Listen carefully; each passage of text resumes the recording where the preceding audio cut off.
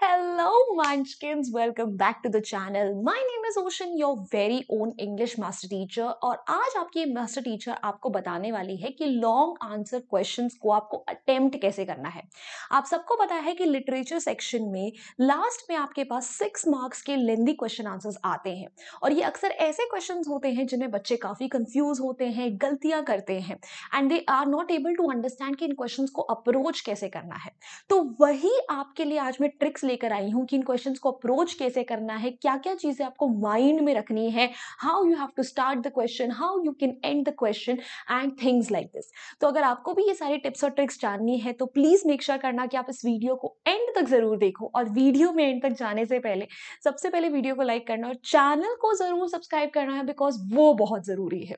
चलिए now without any further ado let's start with our tips and tricks and stories.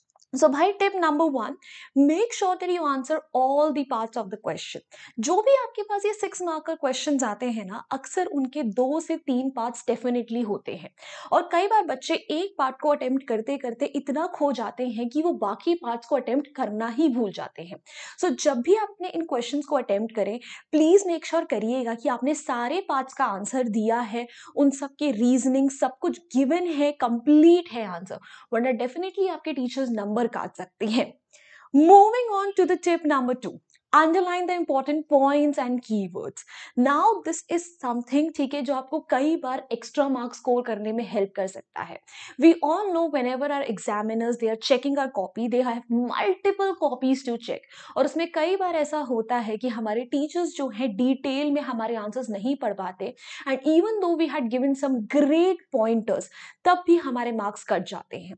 तो इस चीज को अवॉइड करने के लिए अगर आपके आंसर्स में कोई कीवर्ड्स प्रेजेंट है या ऐसे पॉइंटर्स है जो आप चाहते हो कि टीचर डेफिनेटली उन्हें पढ़े, तो प्लीज उन्हें अंडरलाइन कर दीजिएगा ताकि टीचर की नजर डायरेक्टली उन पे पड़े एंड अगर आपको उनके लिए मार्क्स मिल सकते हैं तो डेफिनेटली आपको वो नंबर जरूर मिले।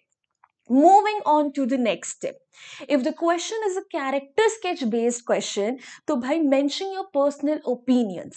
Character sketch से related questions में अक्सर बच्चे ये गलती करते हैं कि जो उनके पास obvious qualities given होती हैं chapter में, वो वही mention करके आ जाते हैं।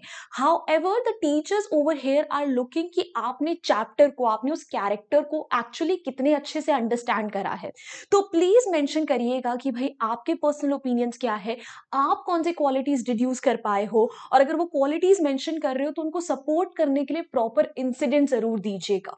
For example, Eswaran the story teller में हम एक पॉइंट दे सकते हैं कि ईश्वरन सुपरस्टिशियस था, बट अब ये क्वालिटी लिख के फायदा नहीं है, आधे नंबर मिलेंगे इसके, हमें जस्टिफाई करना पड़ेगा कि हम किन इंसिडेंट्स के बेसिस पर बोल रहे हैं कि ईश्वरन सुपरस्टिशियस था। So you could mention that he believed in the existence of ghost और how he wanted to prepare a special feast for the day जहां पर वो सोल्स, एंसेस्टर्स की सोल्स आती हैं, ऐसा बिलीव करता था।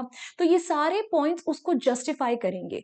साथ ही साथ you could also mention how the character impacted you, कि आपको वो कैरेक्टर पसंद आया नहीं आया और may be the readers had sympathy for the character. For example, in the happy Prince towards the end of the chapter, ठीक है, आपको ऑब्वियसली हैप्पी प्रिंस और स्वॉलो के लिए अंदर सिंपैथी आई होगी, आपके अंदर एक जेनरोसिटी वाली भावना जागी होगी, तो आप इन चीजों को मेंशन कर सकते हैं। हाउ दे इंस्पायर्ड यू, या अगर आपको कोई कैरेक्टर पसंद नहीं आया तो आप उसके बारे में भी मेंशन कर सकते हैं। So do not hesitate to mention your personal opinions in these kind of answers, they are most welcomed by the teachers and they would rather be impressed कि अगर आप अपनी तरफ से ये extra initiatives.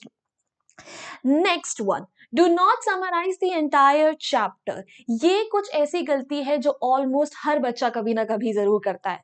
Long question answer सामने आया नहीं कि बच्चों को लगता है कि क्यों ना पूरी की पूरी चैप्टर की समरी मेंशन कर दे, पोम की समरी मेंशन कर दे, तब तो नंबर डेफिनेटली मिल ही जाएंगे। बेटा, that is not the case every single time. You need to understand the question और आपको ये देखना पड़ेगा कि चैप्टर के कौन से इंसिडेंट से रिलेटेड है ये क्वेश्चन और सिर्फ उन्हीं इंसिडेंट्स को, उन्हीं पॉइंटर्स को, रेलेवेंट पॉइंट्स पॉइंट्स को आपको मेंशन करने पे नंबर मिलेंगे। वरना अगर आप पूरे चैप्टर की समरी लिखोगे तो आपका आंसर अधूरा भी होगा, आपकी मेहनत ज्यादा भी लगेगी, आपका टाइम भी वेस्ट होगा और आपके नंबर भी कट जाएंगे। So please read your questions carefully and make a list of the incidents जो आप इस क्वेश्चन के लिए मेंशन कर सकते हो। Do not summarise the entire chapter, do not present the entire story in front of the examiner. इससे एक बहुत गलत इंपैक्ट पड़ता है एग्जामिनर की, बच्चे को आंसर आता ही नहीं था और सिर्फ जान बचाने के लिए उसने पूरा का पूरा आंसर समराइज कर दिया। ये ट्रिक आप तब अपना सकते हो रादर जब आपको लेजिटिमेटली आंसर से रिलेटेड कुछ नहीं आता, आपको समझ ही नहीं आ रहा कि इस क्वेश्चन को मैं अप्रोच कैसे करूं। वहां पर आपको एक आधा नंबर कहीं ना कहीं से मिल सकता है। But if you do know some relevant points तो please avoid doing this thing where you are summarizing the entire chapter in value based questions और theme based questions. Moving on to the next one, you may start your answers by writing an impressive quote or lines that you found in the chapter. कई बार value based question से related आपको दिमाग में बहुत प्यारी प्यारी lines आ सकती है। फॉर एग्जाम्पल, अगर विंड से रिलेटेड आपके पास कोई वैल्यू बेस्ड क्वेश्चन आए तो आप उसमें मेंशन कर सकते हो God helps those who help others. इसे इन्वर्टेड कॉमर्स में और अंडरलाइन करके लिखोगे तो आपके एग्जामिनर पे अच्छा इंपैक्ट आएगा। या अगर आपको चैप्टर या पोम की कोई एक ऐसी लाइन याद है जो उसके लिए बिल्कुल फिट बैठती है तो आप वो भी मेंशन कर सकते हो, वो भी एग्जामिनर पे अच्छा इंपैक्ट डालती है। या फिर इसके अलावा अगर आपके पास क्वेश्चन में कोई कोड गिवन है वैल्यू बेस्ड क्वेश्चन के लिए, so you can start your answer by explaining the same code, what is the code actually trying to refer to, वो किस क्वालिटी की बात कर रहा है, and then you can move ahead with your answers. This can be a perfect beginning for a lot of answers, trust me, and it will leave a great impact on your teacher.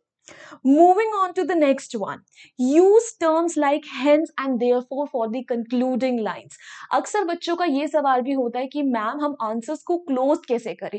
तो बच्चों उसका simple सा जवाब है कि आप towards the end of the answer hence या therefore जैसे टर्म्स का इस्तेमाल करें, जहां पर आप बताएं कि इन रीजंस की वजह से हम ऐसा बोल सकते हैं, therefore we can conclude that, therefore we can say that। ठीक है, तो इस तरीके के टर्म से आप अपने आंसर्स को क्लोज कर सकते हैं। अच्छे से क्लोजिंग भी रहती है, प्रॉपर क्लोजिंग भी लगती है एंड एग्जामिनर्स उससे इंप्रेस भी होते हैं कि आपने आंसर्स को ऐसे ही खुले में नहीं छोड़ दिया। So try to use these terms next time. Moving on, Bacha Party. That's it. Okay, these are all the tips that I had in store for you. So I hope you enjoyed this video and found it helpful. And also, अगर आपको ऐसे ही प्यारे प्यारे videos के reminders BTS या फिर और notes PDF formats में चाहिए, so please join our Telegram channel community. The link is given in the description box. Additionally, if any of you would like to reach out to me personally, then this is my Instagram handle. Feel free to ping me over here as well. Also, let me tell you, your teachers are working really hard for you and they have started individual shorts channel as well, including English ka shorts channel, where every week I am putting up shorts to help you with your grammar, vocabulary. Also, I am summarizing your chapters and poems within 60 seconds. How amazing is that? So in sab cheezon ko dekhne ke liye please check out the channel. The link is given in the description box again. And if you enjoyed this video, hit the like button, share it with your friends and subscribe to the channel if you haven't done yet. So bye bye guys, hasta la vista, फिर मिलेंगे पढ़ते पढ़ते।